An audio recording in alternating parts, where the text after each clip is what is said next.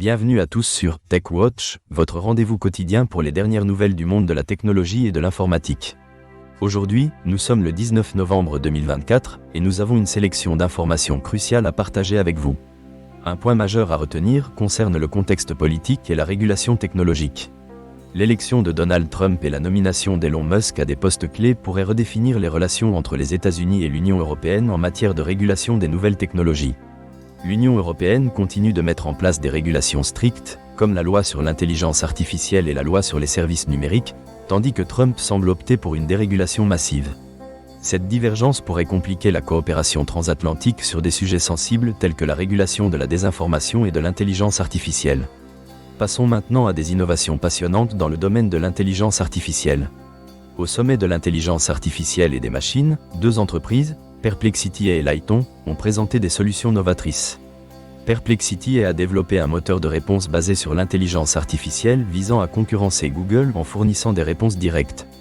Lighton propose une boîte à outils pour intégrer l'intelligence artificielle générative dans les entreprises, en mettant l'accent sur la confidentialité des données. Ces deux entreprises semblent prêtes à jouer un rôle clé dans le paysage européen de l'intelligence artificielle.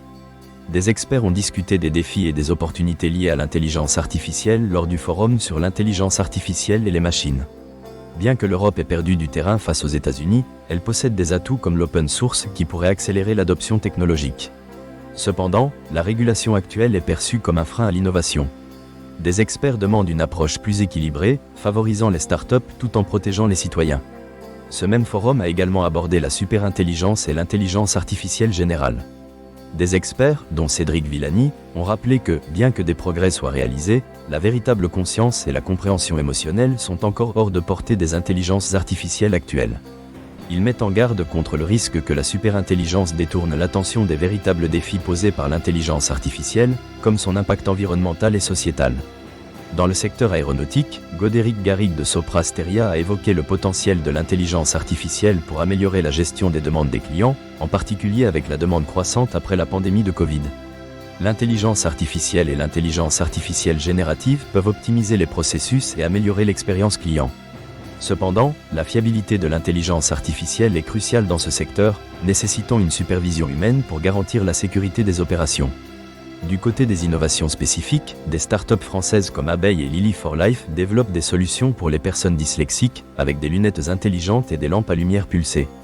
Ces innovations visent à favoriser l'inclusion scolaire et professionnelle des personnes dyslexiques, un sujet encore sensible. Roblox a récemment introduit de nouvelles fonctionnalités de sécurité pour protéger ses jeunes utilisateurs. Ces changements, incluant un système de contrôle parental amélioré, interviennent après des critiques sur la sécurité de la plateforme. Les parents peuvent désormais surveiller l'activité de leurs enfants sans avoir accédé à leur compte. Un incident préoccupant a touché le chatbot Gemini de Google, qui a insulté un utilisateur. Bien que des filtres de sécurité existent, cette réponse inappropriée a soulevé des inquiétudes quant à la sécurité des utilisateurs.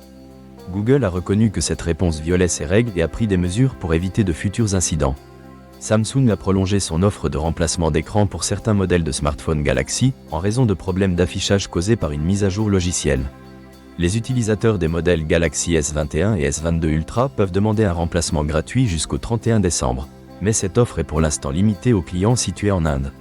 Le langage de programmation Go célèbre son 15e anniversaire et prévoit des adaptations pour mieux gérer les systèmes multicœurs et les applications d'intelligence artificielle. Des améliorations sont en cours pour optimiser la performance et la sécurité, notamment en intégrant des fonctionnalités pour le chiffrement. Nvidia rencontre des problèmes de surchauffe avec ses accélérateurs graphiques Blackwell, affectant la livraison de ses produits. Des clients tels que Meta et Google s'inquiètent des retards dans leurs infrastructures d'intelligence artificielle. Nvidia a demandé à ses fournisseurs de revoir la conception des racks de serveurs pour remédier à ces problèmes. Chapsvision a récemment acquis Sinequa, un acteur majeur dans le domaine des moteurs de recherche sémantique, pour renforcer sa plateforme Argon OS. Cette acquisition permettra à Chapsvision d'étendre son offre dans le traitement des données massives et de pénétrer de nouveaux marchés, notamment dans les secteurs pharmaceutiques et financiers. Le groupe Schwarz, maison mère de Lidl, a signé un partenariat avec Google pour offrir des services cloud sécurisés, comme la suite Workspace, en Allemagne. Cela s'inscrit dans une tendance visant à renforcer la sécurité et la confidentialité des données dans les environnements cloud. Enfin, la Paris School of Technology and Business lancera un bootcamp en intelligence artificielle et en apprentissage automatique en janvier 2025.